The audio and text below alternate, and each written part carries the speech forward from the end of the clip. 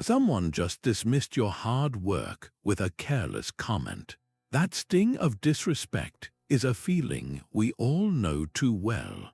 But what if you could disarm that feeling completely, not by fighting back, but by changing your mind? The Roman Emperor Marcus Aurelius wrote that the opinion of 10,000 men is of no value if they are ignorant of the facts. This is the core of Stoic wisdom. This is not about gritting your teeth and bearing it. It is about transforming how you see the insult itself. We will explore how to build an unshakable inner citadel, master the art of cognitive distance, and practice the discipline of controlling only what you can. You will gain a practical toolkit drawn from ancient philosophy to handle disrespect with a calm power that most people never achieve. We will uncover why your agreement is the real injury and how your greatest tormentors can become your most unlikely teachers. What is the one thought that immediately arises when you feel disrespected? That first sting of disrespect reveals where we've placed our self-worth. If your confidence shatters the moment someone insults you, it means you've built it on the approval of others, a foundation that will always crack. The Stoics spoke of building an inner citadel, a fortress of character and reason within your own mind. This is not a physical place, but an unshakable understanding of your own values. Its walls are made of the simple truth that your worth is not decided by how others treat you. The philosopher Epictetus, born a slave, knew this better than anyone. He taught that the most important distinction in life is between what is up to us and what is not. Our opinions, our values, our desires, these are up to us. The opinions, words, and actions of other people, these are not. When someone hurls an insult, that action belongs to them. It is outside your citadel. Your reaction, your judgment of that event, that is what is up to you, and it resides safely within your walls. Think of a respected public figure enduring a storm of unfair criticism. They remain calm not because the words do not matter, but because their sense of purpose is rooted in something deeper than popular opinion. They have fortified their inner citadel. What would it feel like to be so secure in yourself that insults simply could not penetrate? This is not about becoming arrogant or detached. It is about knowing with absolute certainty that no external comment can diminish the person you have chosen to be. What if the insult itself is not the injury, but our agreement with it is? That initial sting is just a spark, but it is our own judgment that fans it into a raging fire. The Stoics held a radical idea that it is not events that disturb us but our judgments about them. An insult is just a collection of sounds, a string of words. The pain comes only when we internally nod and say, yes, that is true about me. You have the ultimate power to refuse to assent to that negative judgment imposed by another person. The philosopher Seneca wrote extensively on this, arguing that a wise person can be harmed only by themselves. No external force, no harsh word, can truly damage your character unless you willingly accept it as a verdict on your soul. Imagine a situation where someone completely misinterprets your actions. You hold a door open out of kindness, and they snap at you, accusing you of implying they are incapable. Their disrespect lies entirely in their own flawed perception, a story they have told themselves. Your reality, your intention of simple courtesy, remains pure and untouched. The injury would only occur if you started to believe their story, if you agreed that your kindness was actually a sign of arrogance. Can you remember a time you felt deeply disrespected? Look past the event itself and ask a more revealing question. What judgment did you agree with in that moment? Did you accept their assessment of you as lazy or foolish or unworthy? That agreement is where the real power lies, and it is a power you can choose to revoke at any time. That space between the insult and your reaction is your most powerful territory. It is a mental gap you can learn to inhabit, a moment of pure freedom where you decide what happens next. The Stoics had a profound practice for this, often called taking a view from above.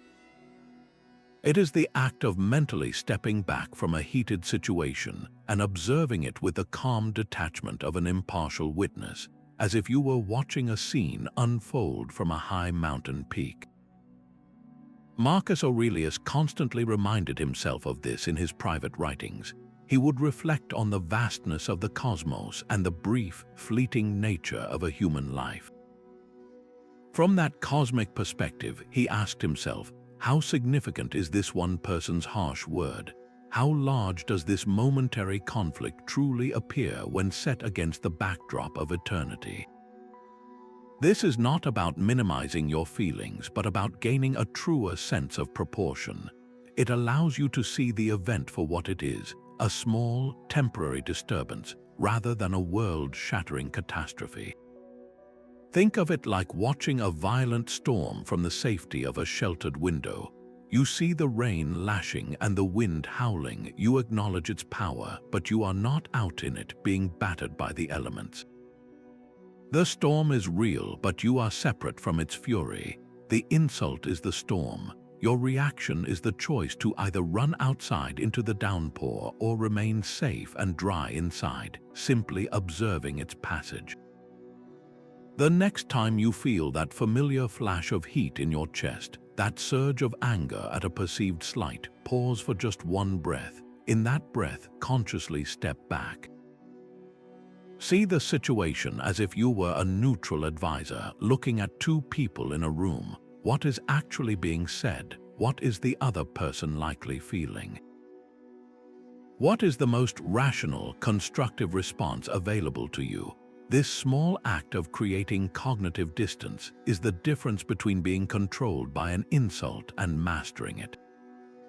This brings us to the most challenging and transformative Stoic idea, the concept of Amor Fati, which means a love of one's fate. It is the radical decision to not merely accept the difficult moments in life, but to embrace them, to welcome them as necessary parts of your unique path. In the context of disrespect, this means seeing an insult not as a personal injustice to be resented, but as a gift, a piece of rough material delivered to your workshop for you to shape. It is the ultimate reframing of an obstacle into fuel. The Stoic teacher Epictetus, who faced a lifetime of hardship from his beginnings in slavery, put it in the clearest terms. He said that every difficulty in life presents us with an opportunity, that every hindrance, every rude person, every unfair criticism becomes raw material for virtue, just as fire turns everything thrown into it into light and flame. Your character needs resistance to grow strong, just as a muscle needs weight to tear and rebuild itself. Think of the great philosopher Socrates, condemned to die by drinking hemlock.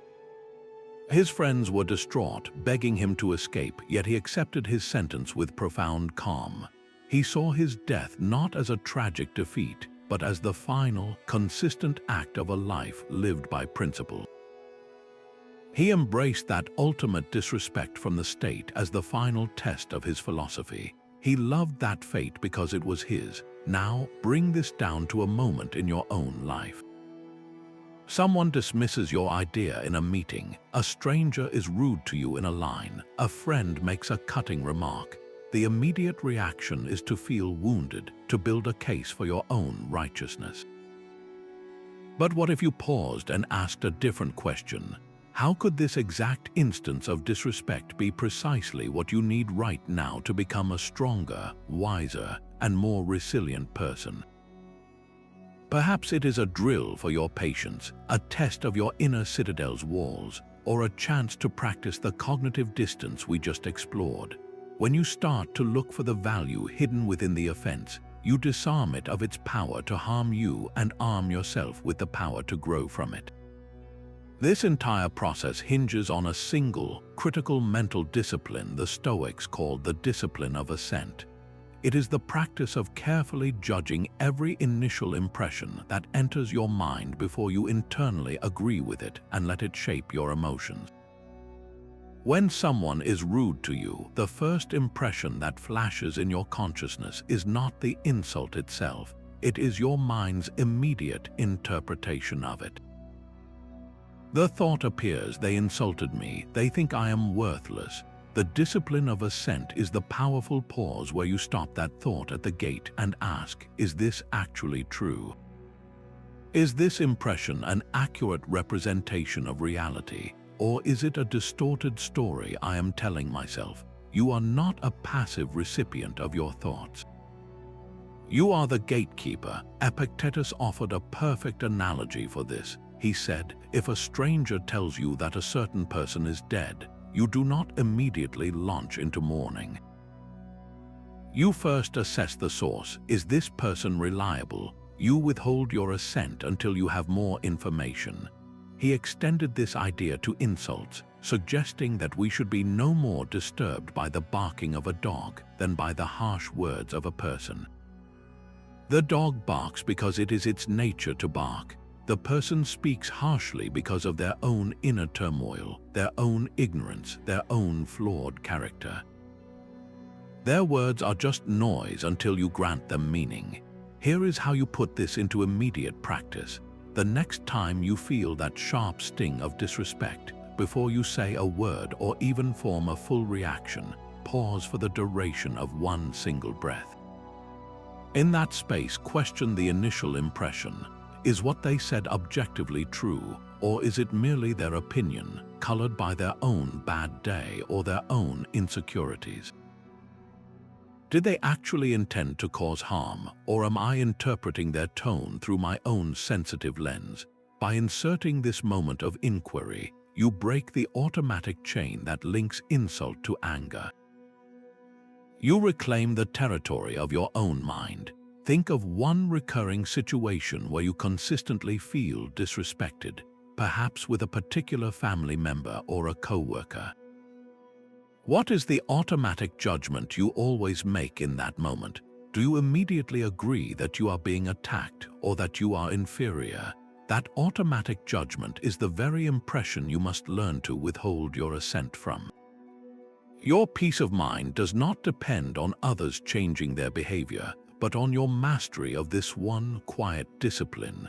Your character remains untouched by the opinions of others, just as a diamond is unaffected by the mud in which it is found. The Stoics classified everything outside your own reasoned choice as an indifferent, a concept that seems almost shocking in its power. Your reputation, the praise you receive, and the disrespect hurled at you, all of these are externals. They are indifference because they hold no inherent power to make you a good or a bad person. Your virtue, your integrity, your intentions, these are the only things that truly matter.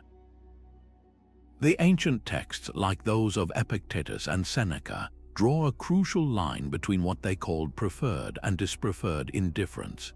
It is perfectly natural to prefer being treated with respect. It is more pleasant, it makes social life smoother, and we are wired to seek connection. This is a preferred indifferent, but its opposite, disrespect, is a dispreferred indifferent. It is like a cold, rainy day. You would rather have sunshine, but the storm does not change your core identity. The rain might be inconvenient, it might force you to change your plans, but it cannot alter your moral compass or diminish your capacity for reason. The storm is outside and you are inside. The real damage occurs only when we confuse these external conditions with our internal worth. We make the mistake of believing that the rain has made us wet to the soul, that the disrespect has stained our character. But it has not. The mud may splatter the diamond, but it cannot scratch its surface. So what is on your personal list of true worth? Take a moment to define it for yourself. Your honesty, your commitment to your work, your kindness to those you love, your resilience in the face of hardship. These are the qualities that form your essence. Now make another list of the externals you often mistake for your worth. Your job title, your social media likes, the flattery from a colleague, the disrespect from a stranger. See them for what they are, whether patterns passing by. When you can hold these two lists clearly in your mind, you begin to experience a profound liberation.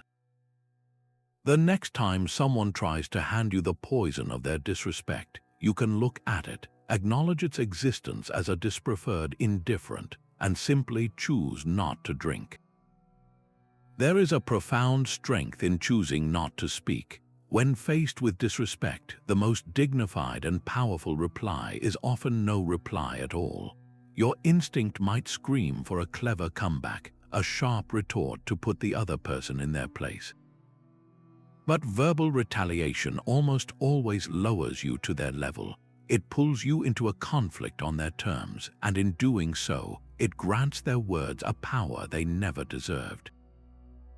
You are essentially confirming that their insult has hit its mark, that you are now playing the same game. The Stoic philosopher Seneca wrote that a great soul is known by its quiet and enduring nature. It is not easily stirred to anger or to pointless debate. He compared the wise person to a deep, still body of water, undisturbed by the small stones thrown into it from the shore. The stone sinks, the water ripples for a moment, and then returns to its original state of calm. Your silence is not a sign of weakness or defeat. It is a conscious declaration that you operate on a different plane, governed by reason rather than raw emotion. Consider the example of a political leader enduring a barrage of personal attacks during a public debate. While their opponent hurls accusations, they simply listen, maintain a calm demeanor, and refuse to engage in the mudslinging. That silence is not empty. It is filled with an unspoken authority that often speaks louder than any shouted defense. The audience sees a person in command of themselves, and the attacker's words begin to sound increasingly desperate and hollow against that wall of composed silence. Can you recall the immense self-control required to bite your tongue when every fiber of your being wants to fire back? That internal struggle is where your character is forged.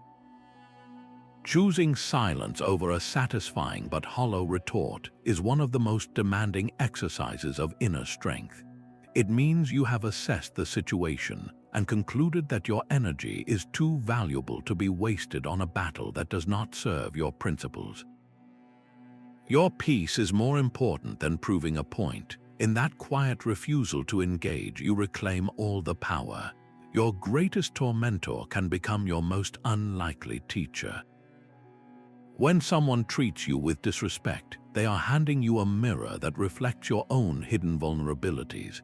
Their behavior acts as a stress test for your principles, revealing exactly where your inner citadel might still have cracks. The Stoics practiced a powerful shift in perspective, choosing to view difficult people not as malicious enemies, but as misguided souls acting from a place of ignorance about what is truly good. They are lost in a fog of their own making, and their harsh words are cries from that confusion. Marcus Aurelius constantly reinforced this in his private meditations. He would remind himself that it is impossible for a person to do wrong while understanding the nature of true virtue. When someone acts unjustly, they do so because they are mistaken, believing their action will bring them some good. This is not to excuse their behavior, but to understand its source, which transforms your anger into a form of compassion. Think of a modern scenario, a co-worker who consistently dismisses your contributions in meetings. Your immediate reaction might be to see them as a rival or an obstacle, but what if you reframed them as your personal trainer for patience and clarity? Every snide comment is another repetition in the gym of your character, strengthening your ability to remain calm and articulate under pressure. Their disrespect is the resistance you need to build a more resilient version of yourself. So the next time you face such a person, pause and ask yourself this revealing question. What is this person's behavior trying to teach me about my own triggers and the areas where I still need to grow? Their actions are a precise diagnostic tool, pointing directly to the parts of your ego that are still waiting for external validation. When you can look at the person who disrespects you and silently thank them for the lesson, you have achieved a level of inner freedom that no insult can ever touch. A clear moral purpose is the anchor that holds you fast when the storms of disrespect rage around you.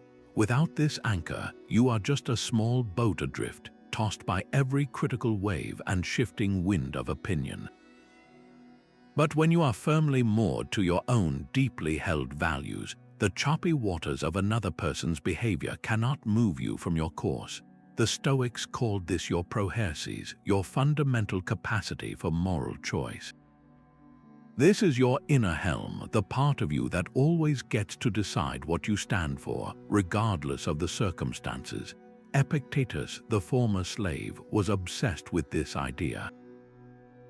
He used the powerful metaphor of an actor on a stage. The gods or the fates, he said, assign you a role in life.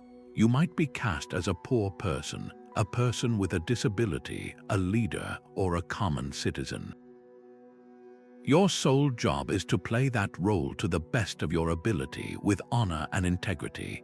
Whether the audience cheers or boos, throws flowers or rotten fruit, is entirely outside your concern. Their reaction is part of their role, not yours. Your only task is your performance, your virtue within the part you have been given. Think of a ship's captain navigating a treacherous channel. His purpose is to get his vessel and crew safely to port.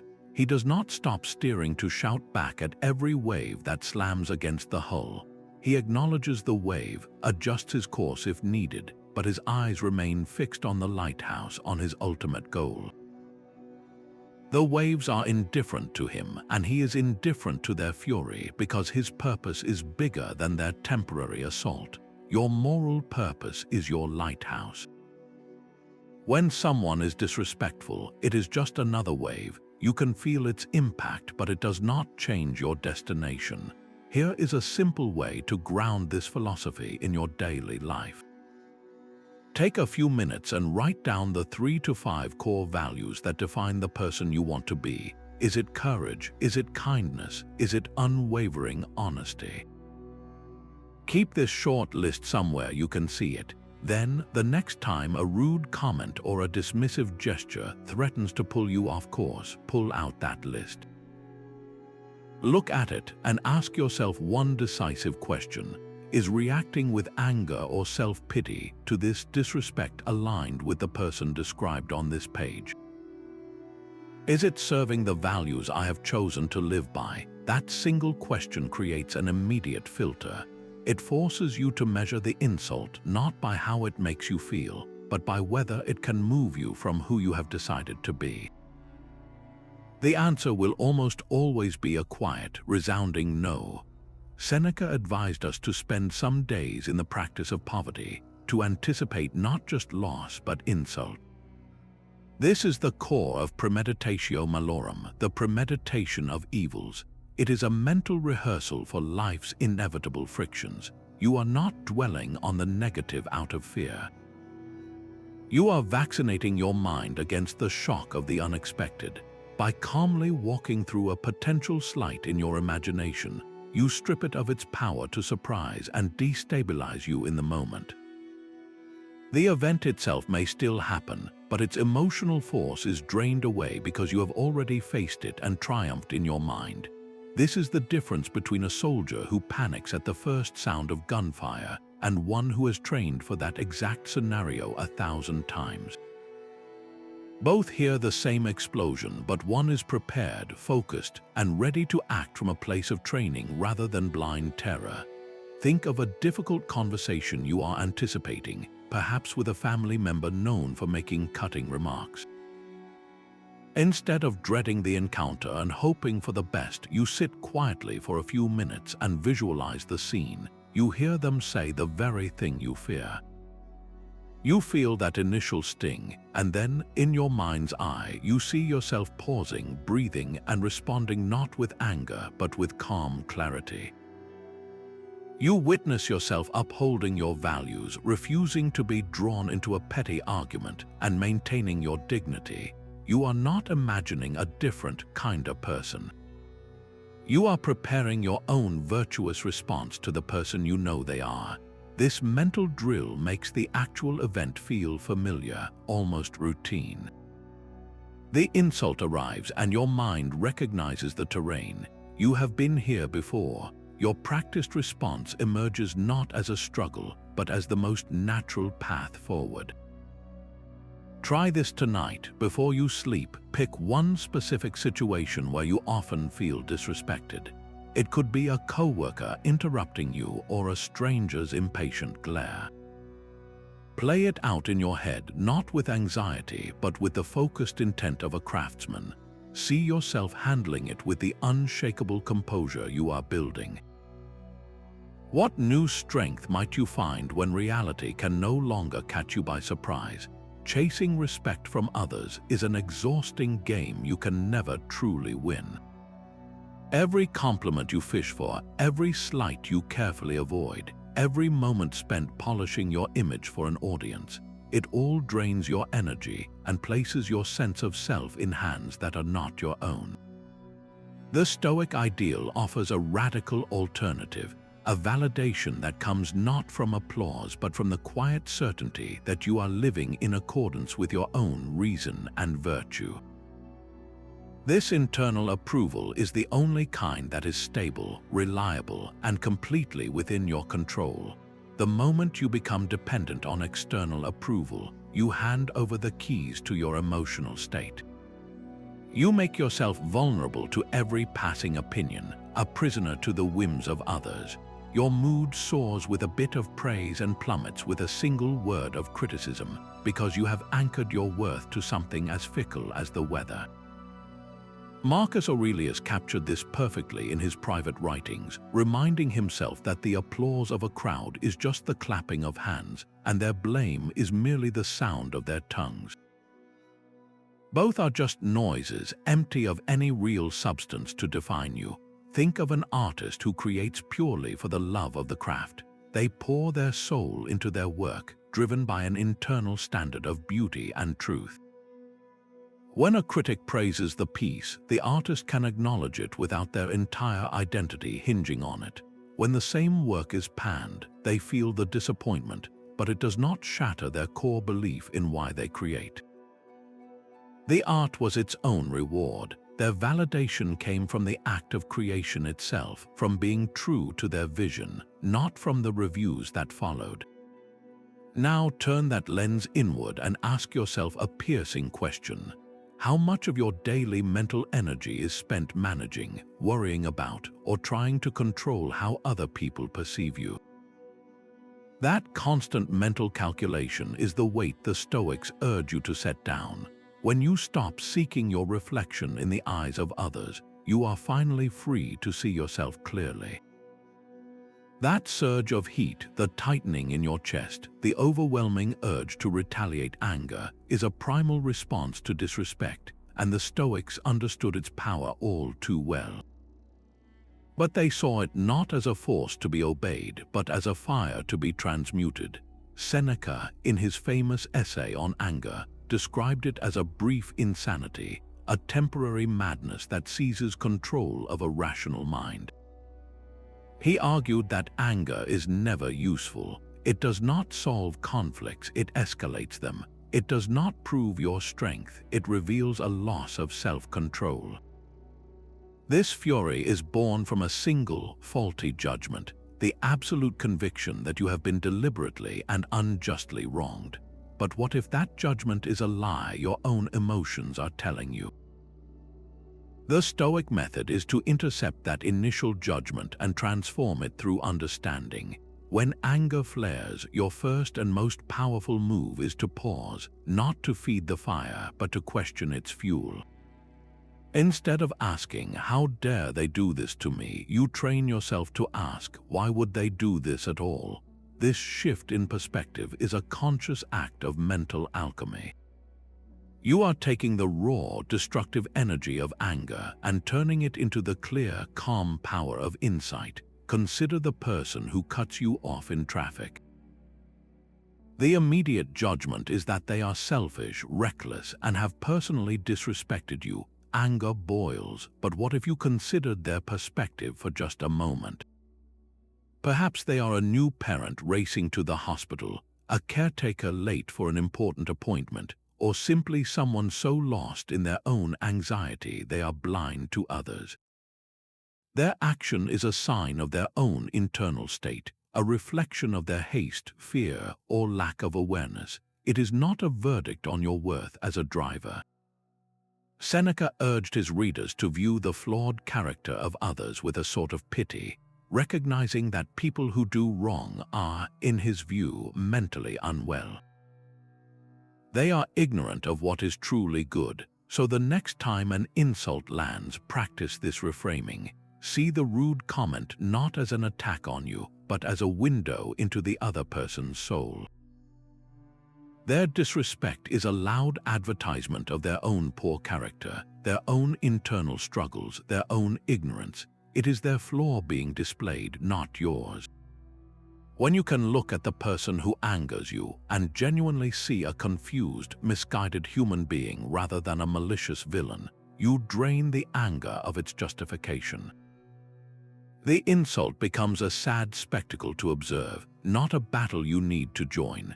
What would happen if you met the next harsh word not with a wall of fire, but with the quiet, unshakable understanding that you are witnessing someone else's pain? This compass is the dichotomy of control, and it offers the clearest path through the fog of disrespect. The core idea, laid out by Epictetus in his Enchiridion, is brutally simple. Some things are within our power while others are not. Within our complete control are our own opinions, our impulses, our desires, and our aversions. Everything outside the sphere of our own choice, including our reputation, our health, our wealth, and crucially, the words and actions of other people, is not within our control. Disrespect in all its forms falls squarely and undeniably into that second category. It is an external event, as uncontrollable as a sudden rain shower. Trying to control another person's opinion is like trying to command the wind to stop blowing.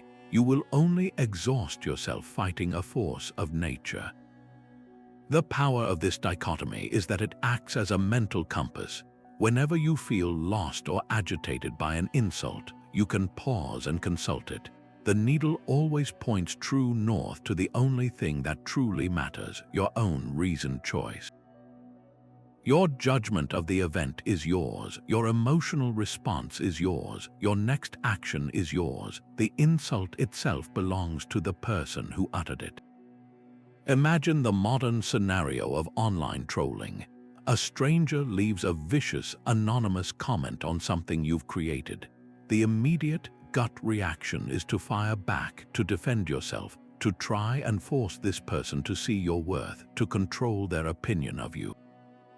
But the dichotomy of control asks you to stop and categorize. What here is actually up to you? You cannot control that the comment was written. You cannot control the troll's ignorance or their desire to cause pain. Those are their possessions, their choices, locked away in their own mind. What is 100% yours, however, is your judgment of that comment. You can choose to see it as meaningless noise from a troubled soul. You can choose to close the browser tab and return your focus to your own creative work. You can even choose to feel a pang of pity for someone who spends their time that way. Your power lies entirely in that internal territory. Think of a recent time you felt disrespected, perhaps in a conversation with a friend or a colleague. Now take a mental sheet of paper and draw 2 columns. In the first column, labeled within my control, write down your own interpretations, your feelings, and your planned response.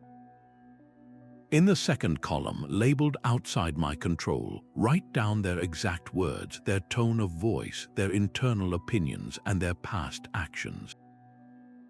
Seeing this dichotomy laid out so starkly is a moment of profound liberation. You realize you have been pouring your energy into the wrong column, trying to manage the unmanageable while neglecting the true seat of your power. The compass does not change the storm, but it shows you how to sail through it without being thrown off course.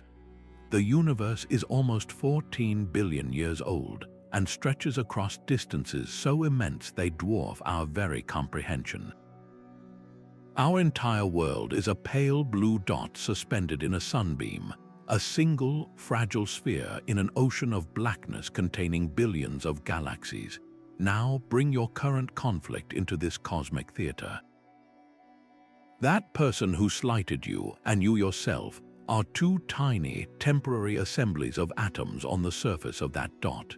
The harsh word that passed between you lasted less than a second in a cosmic timeline spanning billions of years. From this vantage point, the insult is not a major event. It is a microscopic blip, a brief, insignificant flicker in the grand narrative of existence. This is the view from above, a mental exercise Marcus Aurelius returned to again and again in his private meditations. He would remind himself to look down at the bustling human world from this elevated perspective, to see the brief, frantic lives playing out below, and in doing so, he found a profound and unshakable calm. He saw the pettiness of squabbles and the emptiness of seeking fame, because from that height, all of it was revealed in its true, diminutive scale. Picture the two of you in that room where the disrespect occurred. Now pull the camera back in your mind. See the building, then the city, then the continent, until the entire earth is a marble swirling with clouds. From here, can you even locate the room? Can you make out the two figures? The specific words that were spoken have vanished into the silent expanse. This is not about denying your feelings, but about gaining a truer sense of proportion. That sting of disrespect feels so large because you are holding it so close to your eyes. The view from above creates the space you need to set it down and see it for what it is. So I want you to try this the next time that hot surge of indignation rises. Close your eyes for just a moment. See the vast, star-dusted blackness, the silent dance of galaxies, the slow, patient turning of our world. Then look back at your problem. Hear the words again, but now from this immense distance. In the grand scheme of your single, precious life, and against the backdrop of cosmic history, how much weight will you choose to give this one fleeting moment? There is immense power in a deliberate and graceful exit. We have explored how to stand firm in the face of disrespect, but the Stoic sage knows that sometimes the most virtuous action is not to stand at all. It is to walk away. This is not an act of cowardice or defeat. It is a strategic retreat, a conscious choice to remove your peace and your principles from a battlefield where they cannot win, only be diminished.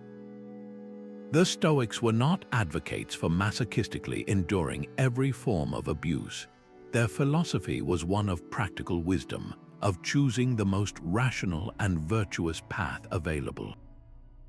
When a situation offers no opportunity for constructive dialogue, when your continued presence only fuels a cycle of pettiness or harm, then withdrawal becomes the highest expression of self-command. Think of the Roman senator and Stoic Cato the Younger. Faced with the rising tyranny of Julius Caesar and a political system he could no longer influence for good, he chose a form of exile, withdrawing from a corrupt center of power to preserve his integrity. His retreat was not surrender. It was a final, powerful statement that he would not lend his presence to an unjust system. In our modern world, this could look like quietly leaving a social gathering where you are the target of constant, veiled insults. It could mean muting a toxic online community that thrives on negativity, or even resigning from a job where your core values are systematically undermined. The key is that the decision comes from a place of calm assessment, not frantic escape. You are not running from the conflict. You are choosing a better arena for your energy. Ask yourself this: is there one relationship or environment in your life where you are constantly fighting for respect? A battle that leaves you drained and no closer to victory. Consider the possibility that your most powerful move is not to fight harder, but to stop showing up for the fight. What new strength might you find when you stop trying to win approval from a source that has none to give? Marcus Aurelius wrote that time is a river, a violent current of events, glimpsed once and then carried past. The insult spoken to you today is already receding on that current, pulled away from the present moment into the vast, silent ocean of the forgotten past. This is the fate of all things: the disrespect and the one who showed it, the sting and the one who felt it. Entire civilizations have risen and vanished, their grandest achievements and most bitter conflicts now reduced to fragments in a museum case. The passionate opinions of millions, the praise and the blame of generations, all have been washed smooth by that relentless river. Your own life is a brief, bright flash in this immense span. The harsh word directed at you is a flicker within that flash. When you hold this truth in your mind, the weight of a personal slight begins to feel almost comically insignificant. Think back to a minor disrespect from 5 years ago, a rude comment from a stranger in a store, or a dismissive email from a coworker who has since moved on. Can you even recall the exact words? Does the memory still carry that same hot charge of anger, or has it faded into a neutral story, a relic with no power to hurt you anymore? That is the future of every insult you will ever receive. It is already becoming a memory even as it happens. The person who disrespected you, and you yourself, will soon be dust. In 100 years, likely less, no one will remember either of you, let alone the momentary friction that passed between you. So, given this undeniable truth, does their fleeting opinion, destined for utter oblivion, truly deserve your precious energy today? Does it merit even a fraction of your limited attention, your one and only life? Taking yourself too seriously is a chink in your armor, an open invitation for every slight to find its mark. When you build an identity that cannot be laughed at, you construct a fortress with walls so brittle that the smallest insult can cause a crack. The Stoics, for all their focus on virtue and reason, understood the surprising power of a light touch. A gentle, self-deprecating humor can be a shield, deflecting disrespect without the need for a counterattack. It is a way of showing that you are so secure in your own skin that a verbal jab simply cannot land with any force. Historical accounts suggest that figures like Cotto the Younger, a man of unyielding principle, still possessed a dry wit even in the face of political adversaries. This was not a sign of frivolity, but a demonstration of inner freedom. The key distinction here is vital. This is not about sarcasm or mockery, which are simply anger in a clever disguise, another form of retaliation that keeps you locked in the conflict. True Stoic humor is directed inward, not outward. It is the ability to chuckle at your own imperfections, to acknowledge a mistake with a smile rather than a wince of shame. Imagine someone gives you a backhanded compliment, saying, "You're surprisingly articulate for someone in your position." The instinct might be to get defensive, to challenge their condescending assumption. But what if you simply smiled and replied, "Well, I did read a book once, it was a great day," before smoothly changing the subject? In that moment, you have not agreed with their insult. You have not retaliated against their pettiness. You have simply refused to treat their comment as a serious threat to your identity. You have drained the situation of its tension and protected your own peace without a single defensive blow. Can you think of a minor, recurring slight in your own life, perhaps from a family member who always teases you about being messy or a friend who jokes about your forgetfulness? What would happen if, instead of bristling, you leaned into it with a light heart? If you beat them to the punchline about your own cluttered car or your missed appointment? That small act of self-deprecation does not confirm their criticism. It demonstrates your supreme confidence that such a flaw does not define you. It transforms a potential point of conflict into a moment of shared, harmless laughter, leaving your inner citadel completely undisturbed. What does their behavior truly say about their own character? When someone chooses disrespect, they are holding up a sign that describes their inner world far more accurately than it describes you. A person who resorts to insults is often revealing their own ignorance about what is truly good, their own deep-seated insecurity, or a fundamental lack of the virtues they are so quick to deny in others. Marcus Aurelius left himself a powerful note on this, reminding himself that those who do wrong do so out of ignorance. They are mistaken, he wrote, because they cannot see the difference between what is truly good for them and what is harmful. Their insult is a symptom of that confusion, a wrong judgment they have made about the world. This perspective does not excuse their action, but it completely transforms your understanding of it. You stop seeing a powerful adversary and start seeing a lost one. The person shouting insults is not a giant to be slain, but a confused traveler hurling rocks in the dark, unaware that they are only hurting their own hands. This reframing turns your anger into a form of pity, a quiet recognition of their own self-inflicted turmoil. You can even take this a step further with a simple mental exercise. The next time you are on the receiving end of a harsh word, pause for a single breath and, in the privacy of your own mind, silently wish that person clarity and peace. This is not about being falsely sentimental. It is a deliberate act of reclaiming your mental territory. By wishing them well, you are actively reinforcing your own detachment from their chaos. You are stating through a quiet internal decree that their negative energy stops with you and will not be recycled into your own emotional state. It confirms that you see their behavior as their problem, not yours. Think back to the last time you felt genuinely disrespected. Now, shift the focus entirely away from what was said about you. Look instead at the person who said it. What did their specific choice of words, their tone, their delivery reveal about their own fears, their own weaknesses, or their own desperate need to feel superior? That glaring spotlight of judgment, when you turn it back toward its source, often illuminates a far more interesting and telling story about the judge than it ever did about you. You dread that moment of public humiliation, the one that plays out in your anxieties. So let us invite it in for a rehearsal. Close your eyes and bring to life a specific social situation you fear.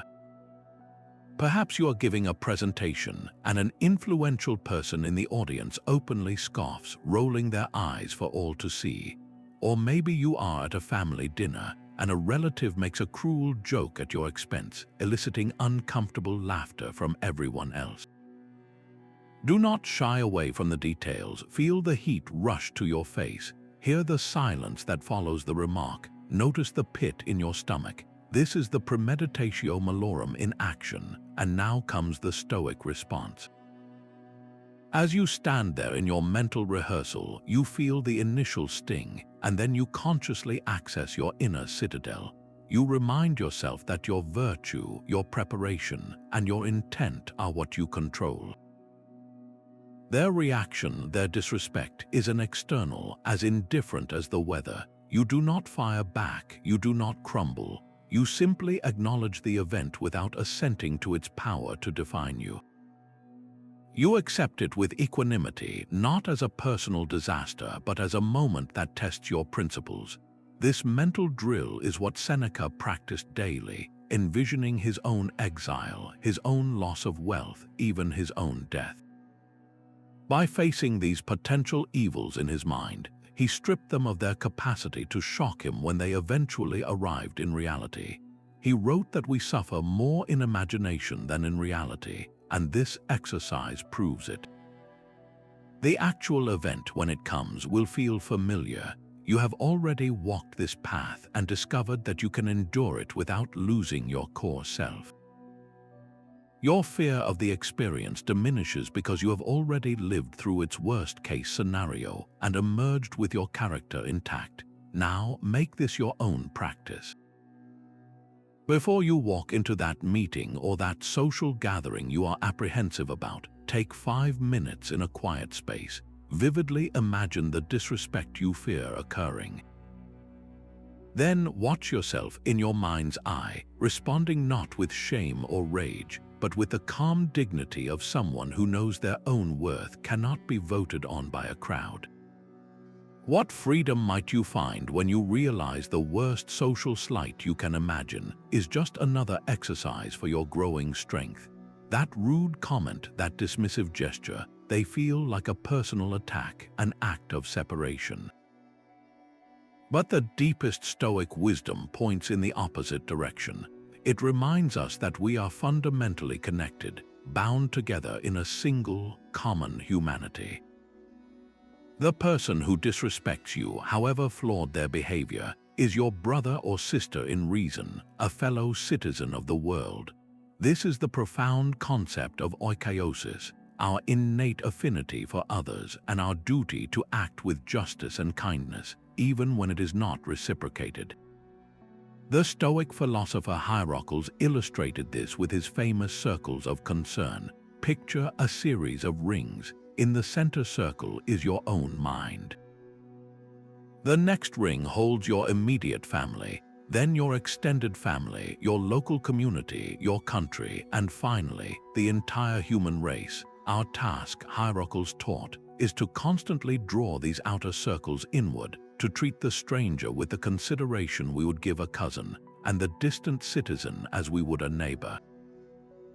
The person who shows you disrespect exists in one of your outer circles. Your duty is not to push them further away, but to pull them closer through your own virtuous conduct.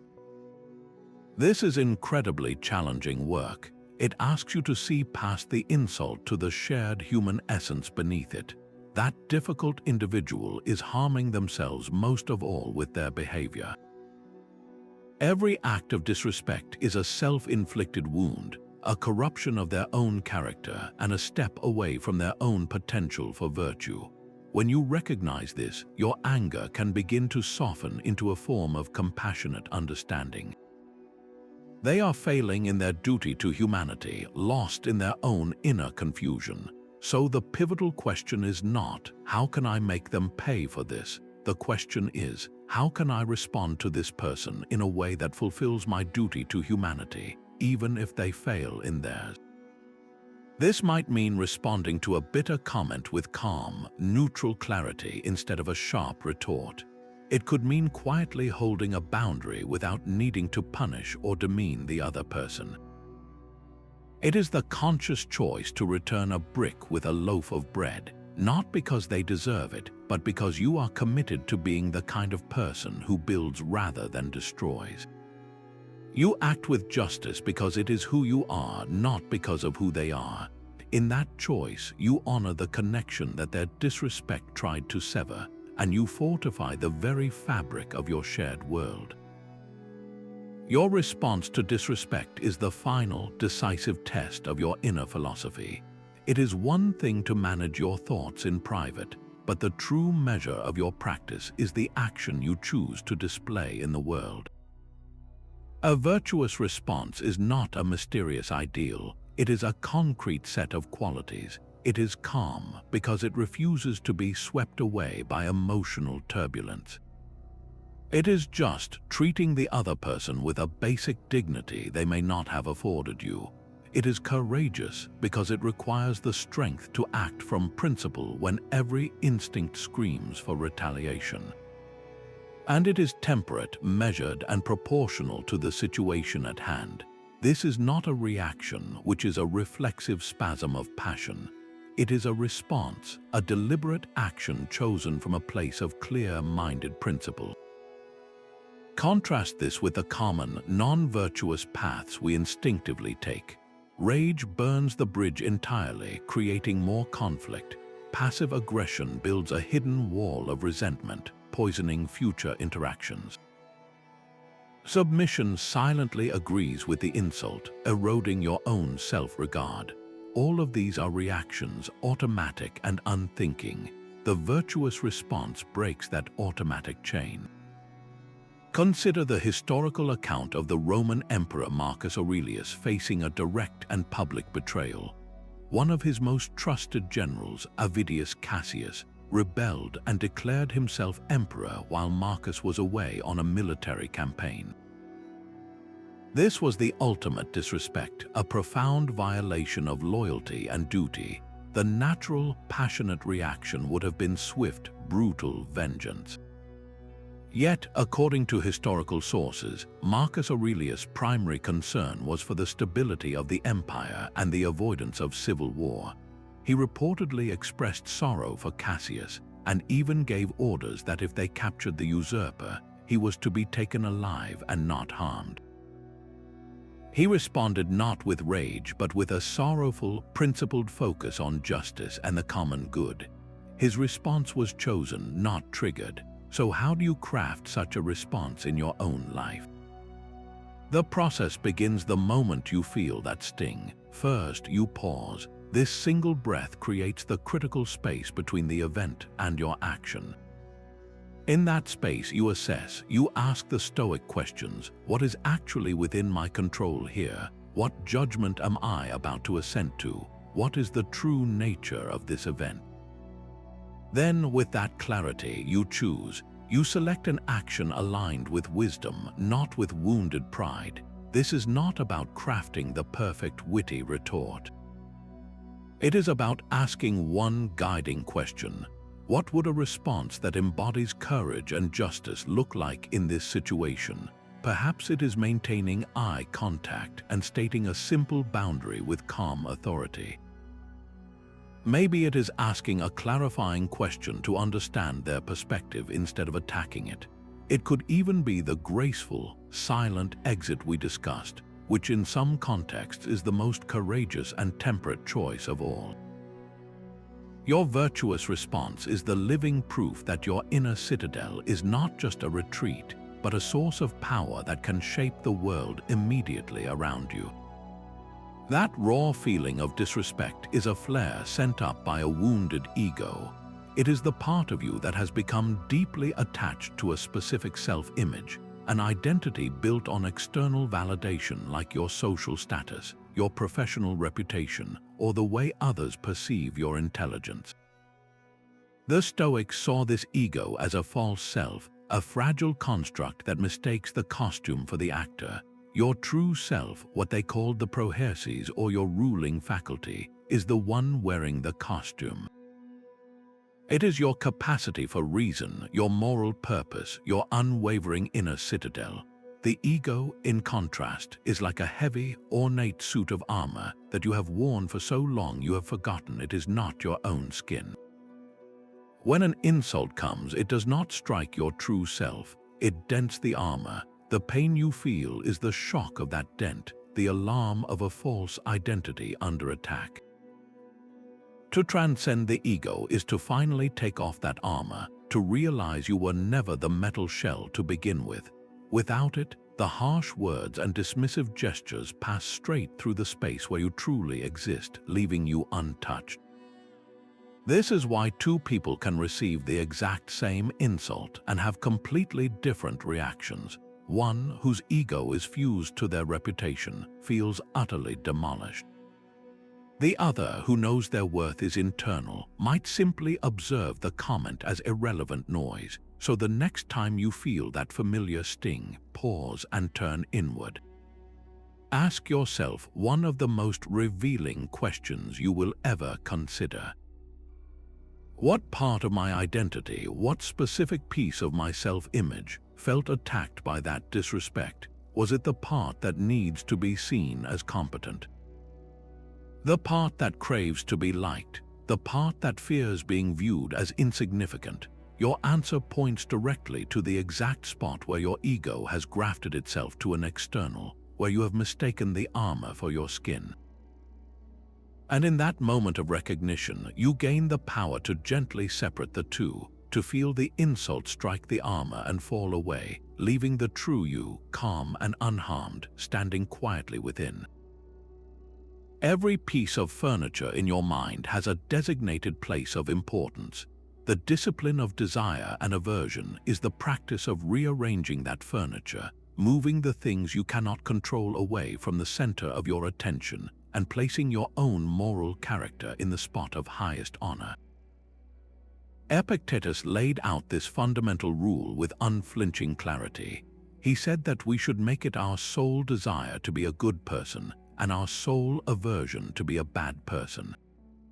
Everything else, all the external trappings of life, should be treated with indifference. This sounds radical, almost impossible, until you see how it directly applies to the pain of disrespect.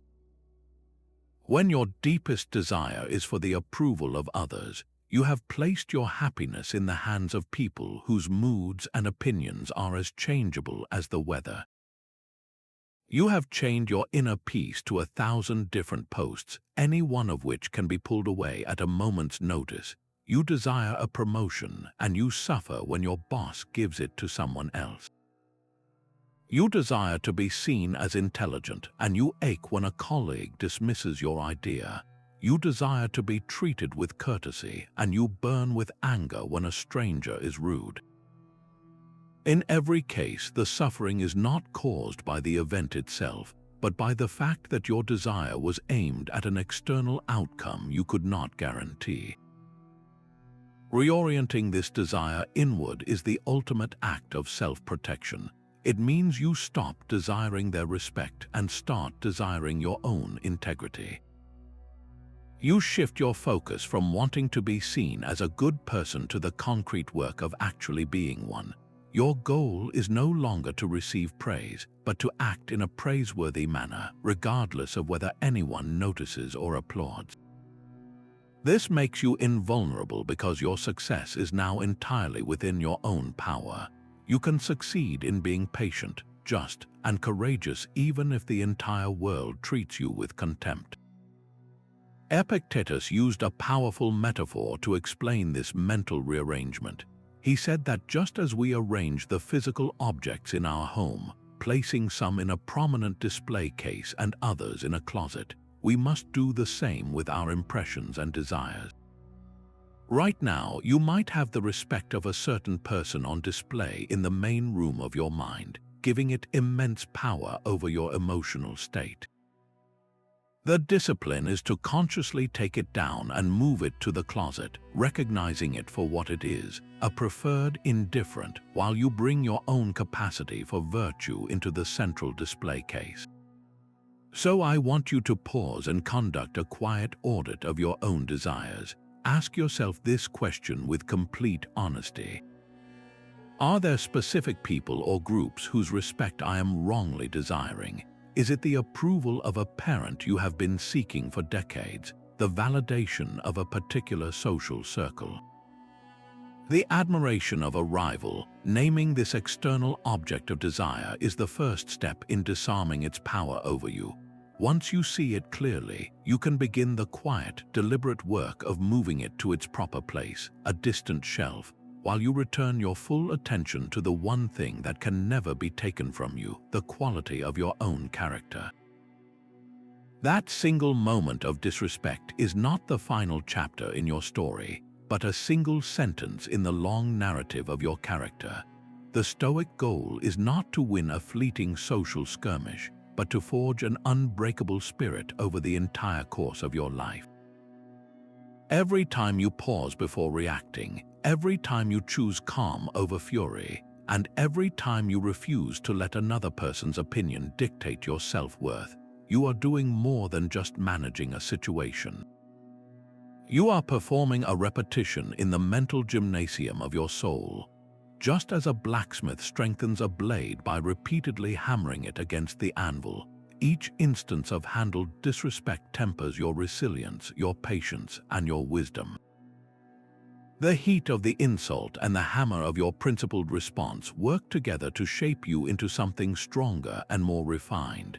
The Stoic sage was not considered a perfect being, but an ideal to strive for across a lifetime, a continuous project of self-refinement. This perspective transforms every slight from a personal attack into a necessary piece of training material. It is the resistance your character needs to grow. When you look back on your life from your final days, what story do you want to tell about how you handled adversity? Will it be a chronicle of reactive anger and wounded pride, or a quiet epic of dignified growth? The choice you make in that next difficult moment is not just about that moment. It is about the person you are slowly, deliberately, and powerfully becoming. That sharp feeling of personal offense is a powerful illusion. We speak of insults as if they are targeted missiles, but the Stoics saw them as blank cartridges. The truth is, no one can truly offend you without your conscious collaboration. An insult is a generic script written from the insulter's own internal turmoil, and it only becomes personal the moment you accept the role it assigns you. The content of the insult tells you almost nothing about your own worth and everything about the person speaking. Their words are a reflection of their state of mind, a snapshot of their frustrations, their ignorance, or their own deep-seated insecurities. Taking something personally is not an automatic reaction. It is a choice, a specific judgment we layer onto a neutral event. Marcus Aurelius captured this with perfect clarity when he wrote that an external thing cannot touch the soul in the slightest, but stands quietly outside it. The arrow of an insult only sticks, he said, if we hold our own mind directly in front of it. Your mind is the target you provide. Consider a scenario where someone is shouting furious insults at you in a language you do not understand. The sound waves are the same, the angry tone is identical, the energy directed at you is unmistakable, yet without the meaning, the feeling of personal offense simply does not materialize. The words are just noise. The sting appears only when your mind translates the sound and then agrees with its message. So the next time you feel that familiar heat rise, I want you to ask yourself a pivotal question. Can you identify the exact moment you decided to take that comment personally? It was not when the words were spoken. It was a split second later, in the quiet space of your own judgment, when you internally nodded and accepted their assessment as a verdict on your soul. That is the moment of collaboration. That is the illusion you have the power to dispel. Disrespect leaves a loud and chaotic echo in its wake. The mind becomes a noisy room filled with the replay of harsh words and the frantic chatter of your own defensive thoughts. This internal noise is the very opposite of reason, and it is in this storm that we often make our worst decisions. The Stoics understood that to regain your balance, you must first step away from the noise. They championed solitude not as loneliness, but as a strategic retreat to a quiet space where your inner voice can be heard again. Seneca wrote passionately about withdrawing into himself, describing solitude as the state in which he could have an honest conversation with his own soul. This was not about hiding from the world, but about cleansing the mind of its agitation and reconnecting with the calm, rational center that disrespect had temporarily obscured. You do not need a remote cabin to practice this. The resource of stillness is available to you in small, deliberate doses. After a difficult conversation, instead of immediately venting to a friend or stewing at your desk, grant yourself just 5 minutes of true quiet. Step outside for a walk without your phone, sit in your car with the engine off, or simply close your eyes at your kitchen table. In that brief sanctuary, do not try to solve the problem or win the argument in your head. Simply allow the mental dust to settle, breathe, and listen.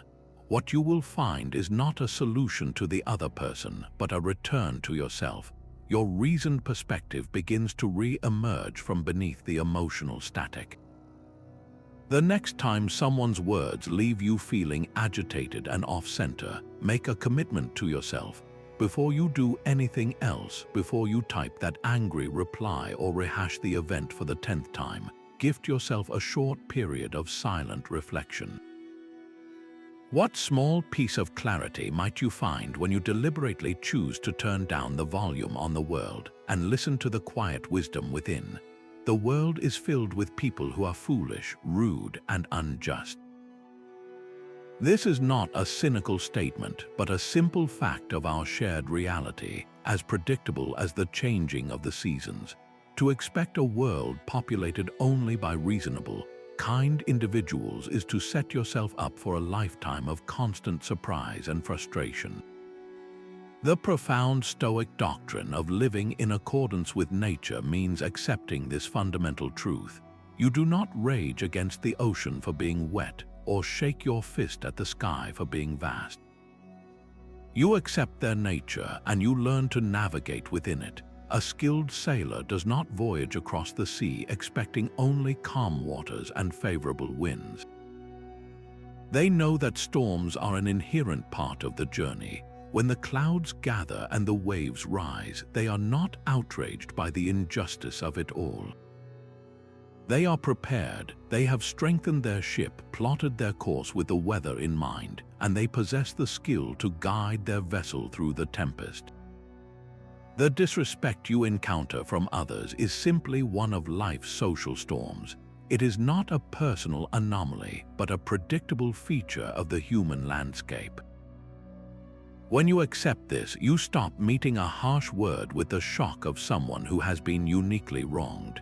You meet it with the calm readiness of the sailor who sees the squall on the horizon and simply adjusts the sails. This acceptance is the final piece of your inner fortification. Can you fully accept that you will encounter disrespect and make your peace with that reality now? Your inner citadel now stands fortified by a simple but profound truth, that your will is the only thing you truly own. Everything else, your possessions, your reputation, even your body, is merely on loan from the universe. The ultimate power over disrespect lies in this final synthesis, weaving together the power of your internal judgment, the clear line of the dichotomy of control, and the liberating expanse of a cosmic perspective. The goal is not to become numb, but to build an unassailable character, piece by piece, with every challenge you face. This is an active, daily practice of freedom, a conscious choice to stop handing your happiness over to anyone who shouts an opinion from the roadside. The philosopher Epictetus, who knew more about external limitation than most, left us with a quote that cuts to the heart of the matter. He said, "It is not what happens to you, but how you react to it that matters." And then he added this, "You have power over your mind, not outside events. Realize this and you will find strength. That power over your mind is your will, your capacity to choose your judgments and your actions, and it is the only possession no one can ever take from you." See yourself from this day forward as a perpetual student in the grand school of life. Every rude comment, every dismissive gesture, every perceived slight is not an interruption of your peace, but the day's lesson plan, a practical exercise designed to strengthen your understanding and your resolve.